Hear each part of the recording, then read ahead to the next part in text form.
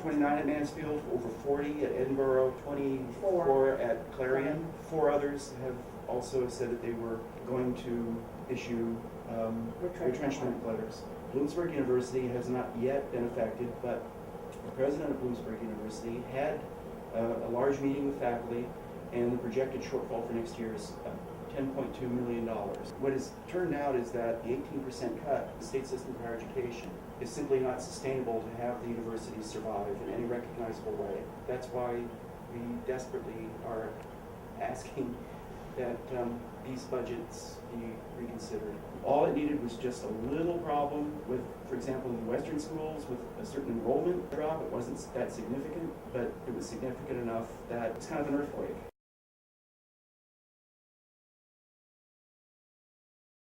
Bloomsburg University in my district, outstanding university, has done very well, and from a student enrollment has continued to do well, which has helped Bloomsburg. But I know Mansfield and some of the other schools had some issues in regard to student enrollment. My daughter is a sophomore at Slippery Rock. She is a music major, basically came down to Slippery Rock in Mansfield, and ended up, she went to Slippery Rock more for the trumpet instructor out there.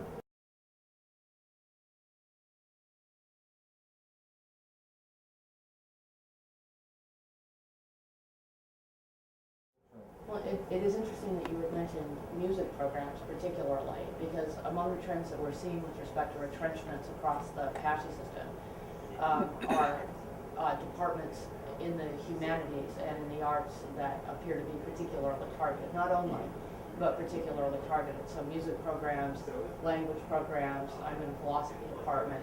It is the liberal arts programs in many ways that are the heart. These are the core programs of what it means to be a university, to actually execute a university's mission. And so we are, frankly, stultified. This is a system. We're here to represent the entire system of higher education, where we all either hang together or we really fall together. It's kind of disheartening to see that our education seems to have fallen at the wayside. A lot of students aren't able to afford to go to school. My professors are more than my professors. They are my mentors, they're my family members, especially as a communications department. We're all so close, we all work together. This doesn't just affect our professors, this affects everybody. This is our learning experience. If our professors are taken away from us, that whole aspect is going to be taken away. Each professor has their own different way of teaching something. The English and Modern Language Department at Mansfield is in danger of being cut significantly. In the past year, we've lost 6 professors due to retirement and death. We are in danger of losing 3 more, which cuts our entire department in half. In the English and Modern Language Department, we house 5 majors, 9 minors, and 20% of the general education requirements. These cuts are affecting all of us. They affect our professors, and they are affecting our students, and the fate of the Commonwealth in general. It's a waterfall. It all falls down to what's going to happen to the state universities. The kids that go to these schools are future senators, they're future lawyers. It's all about what's going to happen, who's the next generation to lead us. When Governor Corbett took office in 2010, we had a $3.5 billion structural deficit. We had a $28 billion budget, and we had a $3.5 billion structural deficit. The state system is our state system. There's the community colleges, there's the state system, there's the state related. But we argued out of those 3 pots, the state system is our state system. Eventually, though, they pretty well all got back to the 18% cut range so that there wouldn't be any favoritism to one or the other. And the community colleges are extremely important. The main place where people that are displaced or have to work and end up going, so it's tough to argue against restoring cuts to that. And then since then, we've basically level funded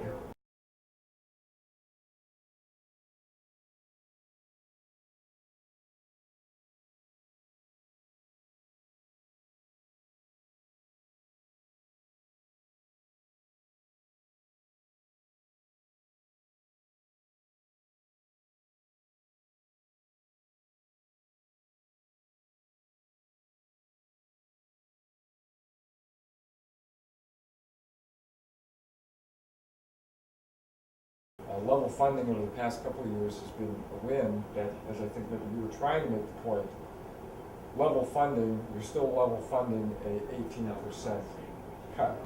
So level funding is a win under this time, but you're still level funding the 18% cut.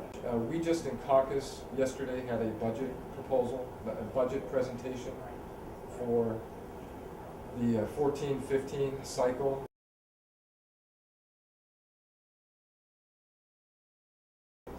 It is scary, horrible. We basically start off with $1 billion shortfall.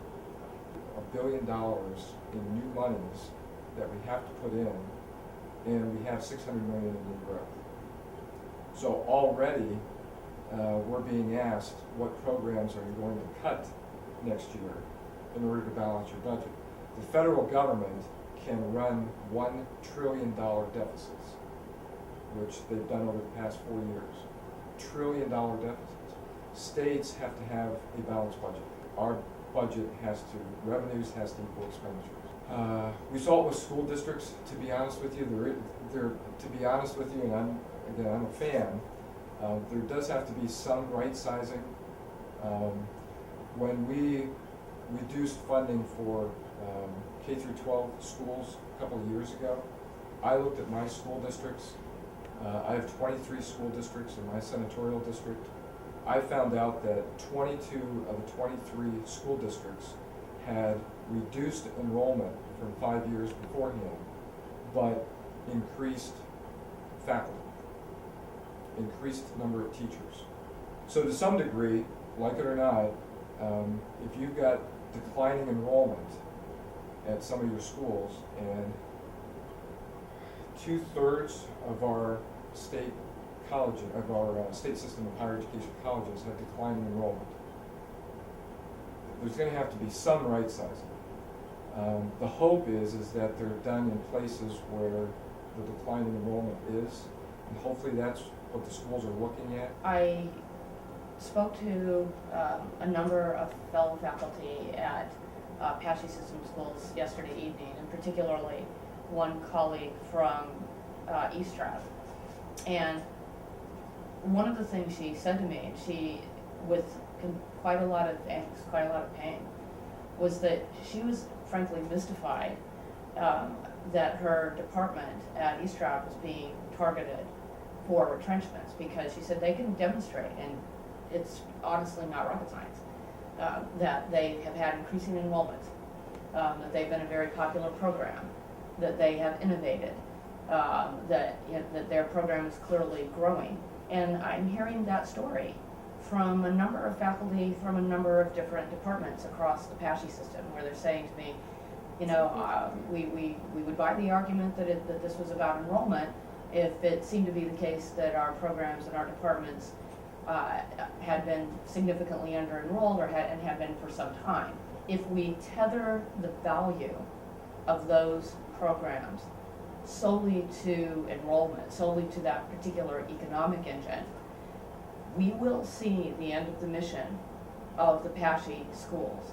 Because some of those programs, like my own in philosophy, are never going to be the super popular program of the day. But what they do generate are students who are capable of the kind of critical thinking that is required for a democracy and is required for the Commonwealth. I think that we will see the destruction of the system. If we think that the Pennsylvania state system of higher ed ought only to be an engine for producing future workers, if that's our sole criteria, we will see the conversion of the state system into what amounts to a kind of sophisticated vo-tech. And that's not to diss on the vo-techs, but this is a university system, not just a vocational education system. And the students whose families are not as well heeled as the families of students who can afford to send their children to UPenn ought to have the same access to education that those students have. State funded the PASSHE system to the point of about 50%. And that has gradually been reduced over time.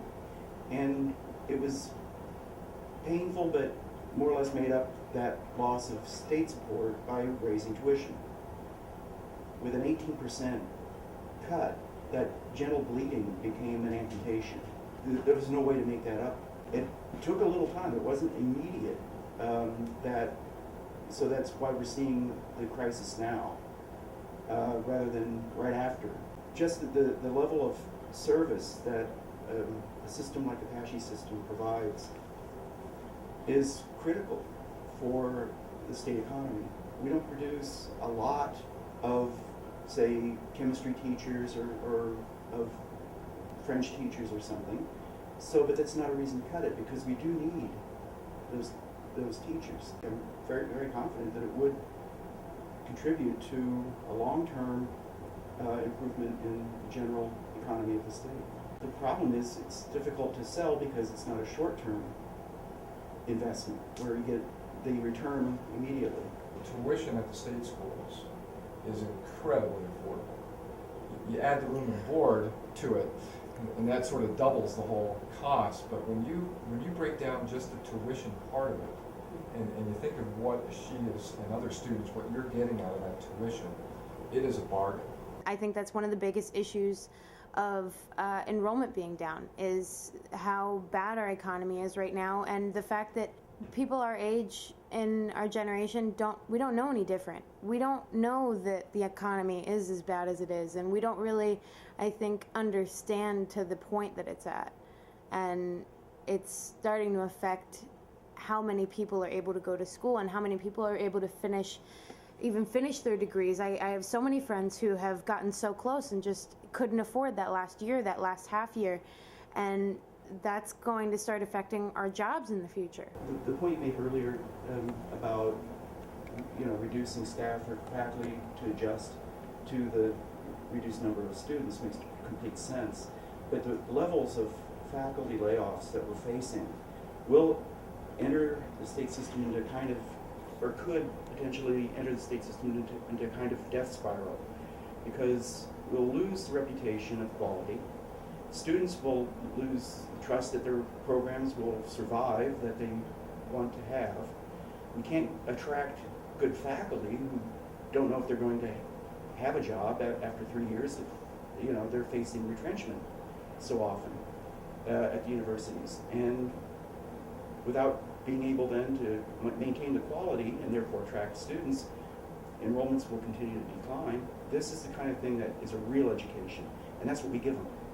I paid for my education. My parents did not have the ability to help me. They helped me with books.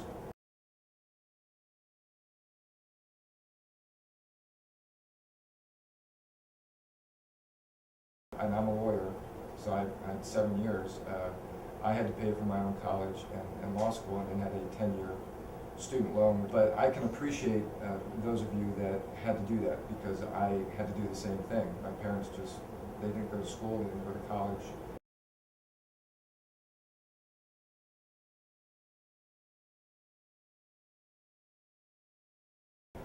It's a challenging time. I can tell you that you've got a lot of legislators that represent your areas that have fought for you come budget time. But I'm just going to also let you know I'm a realistic guy. After the presentation we got yesterday, it's a challenge.